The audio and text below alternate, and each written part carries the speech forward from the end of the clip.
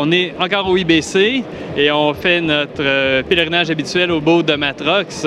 Matrox, ils ont plusieurs produits, des nouveaux produits à annoncer aujourd'hui au salon.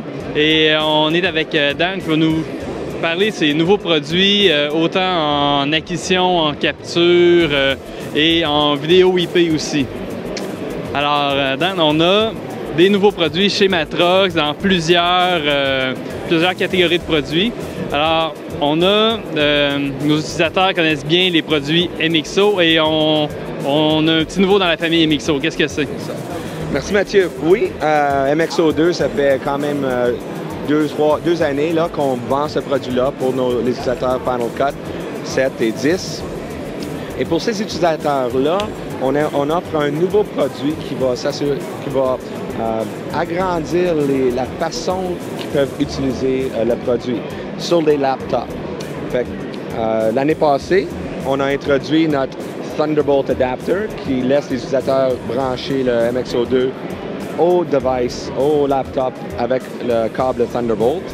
Cette année, on a introduit notre dock qui fait la même chose et plus. On branche le Thunderbolt et le MXO2 où on va faire notre édition professionnelle. Donc, on a un port pour brancher le MXO2 là, qui est le port spécial. Tu apportes ton SDI, ton Composite Component et l'audio pour éditionner ou pour à la sortie pour faire le monitoring professionnel sur un moniteur professionnel. Mais avec un laptop, les écrans sont quand même assez petits. On a besoin d'un deuxième laptop. Les professionnels ont besoin d'un deuxième écran 24 pouces ou plus gros pour voir visionner l'interface Final Cut.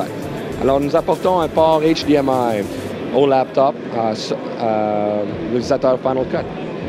HDMI. Surplus, les nouveaux laptops n'ont pas de port gigabit. Ces ports-là ont été enlevés. Alors, pour transférer des gros fichiers vidéo, on a vraiment besoin de la performance, pas Wi-Fi, mais la performance de brancher gigabit, excusez-moi. Alors, on ajoute ce port-là. Plus de ça, le keyboard, les souris full size ou d'autres outils que les éditeurs aiment utiliser, des stylos, d'autres surfaces de contrôle peuvent être ajoutés avec nos ports USB 2. Il n'y a pas beaucoup de ports USB 2. Il reste de moins en moins de ports sur les laptops. Mais je veux dire que les laptops sont quand même très puissants. Aussi puissants en effet que les Mac Pro de l'année passée. Alors, et finalement, il y a des millions de MacBook Pro qui n'ont pas de port USB 3. Ça vient tout juste d'être introduit, mais ces laptops-là sont certainement assez puissants pour faire de l'édition. Avec le MXO2 Dock, on apporte un port USB 3, alors du storage quand même très abordable peut être ajouté à ce device-là, à la station d'édition studio, et non seulement un laptop pour le champ, mais là, le laptop peut utiliser dans un environnement studio avec l'édition du MXO2 Dock. Donc, avec le dock, en plus de pouvoir utiliser les MXO sur plus de portables, plus de devices Apple, on peut en plus connecter des disques, en plus avoir plus d'interfaces, se brancher sur un réseau gigabit Ethernet, haute vitesse. Et très important, un deuxième écran 24 pouces pour que tu puisses voir toute l'interface Final Cut sur un beau écran de 24 pouces et non le laptop de 13 ou 15 pouces. Okay. Donc, juste pour être clair, le HDMI qu'il y a là-dessus, c'est un desktop extender. Desktop extender, okay. Le deuxième head. Alors, votre deuxième petit écran peut être utilisé pour le email ou faire l'Internet, mais l'écran primaire peut être le HDMI out pour faire l'ouvrage Final Cut. Et si on veut une sortie broadcast, on prend le MXO qui est branché sur le host. N'importe quel dans un MXO2 va être branché à notre port MXO2. Alors, c'est certainement un bon upgrade. Et pour les nouveaux utilisateurs MXO2, ils vont avoir l'option d'acheter ce produit-là avec le produit MXO2 lui-même. Et on a aussi des nouveaux produits, en fait, une nouvelle catégorie de produits. Ici, on a le Monarch, en fait, un prototype du Monarch. C'est ça. Qu'est-ce que c'est? Comment ça vient se placer dans vos gammes de produits? Alors, Matrox Monarch. Un produit contenu en lui-même, aucun besoin d'ordinateur branché au device. Il y a du HDMI input et du IP à la sortie.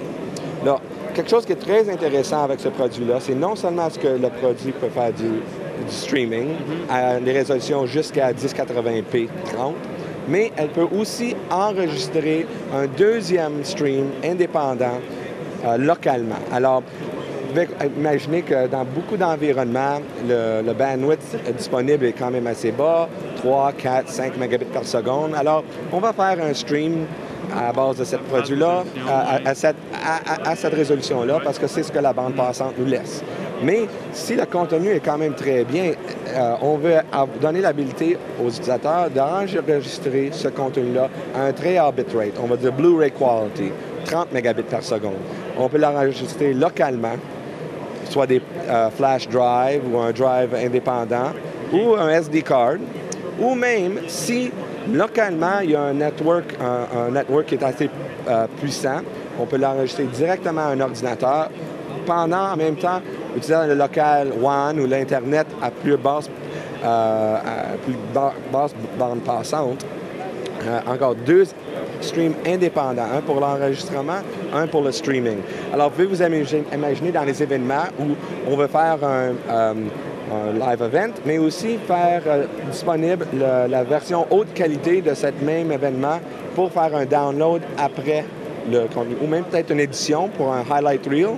Donc, Dan, on vient de parler de streaming, de Wirecast. Nous, on est des utilisateurs de Wirecast et vous avez un nouveau produit qui est très compatible et qui amène des nouvelles fonctionnalités à une captation qui serait faite avec Wirecast. On a un nouveau produit qui s'appelle VS4 et ce produit-là va nous laisser rentrer 4 canaux SDI, HD dans le logiciel Wirecast, excusez-moi, pour faire la production. Si vous connaissez Wirecast, certainement vous pouvez voir comment 4 inputs peut être utile dans des productions un petit peu plus importantes. Et là, on parle c'est une carte PCI. Absolument. Une carte PCI présentement est installée dans notre système. Une carte PCI, 4 entrées. Alors, vous mettez ça dans un système. Présentement, c'est PC. On a une version aussi qui s'appelle Multi, qui travaille avec Wirecast, qui est installée dans un Mac Pro, qui doit être installé dans un Mac Pro. Alors, ici au show, on introduit sur le VS4, qui est la carte PC, une façon de enregistrer les entrées indépendamment, isolées à la sortie. Alors, les 4 entrées pour être enregistrées sur le hard drive local, pendant que la production se passe. Alors, une fois que la production est finie, vous avez accès à toutes les vidéos RAW qui ont été envoyées par la caméra au logiciel. Écoute, ben merci Dan.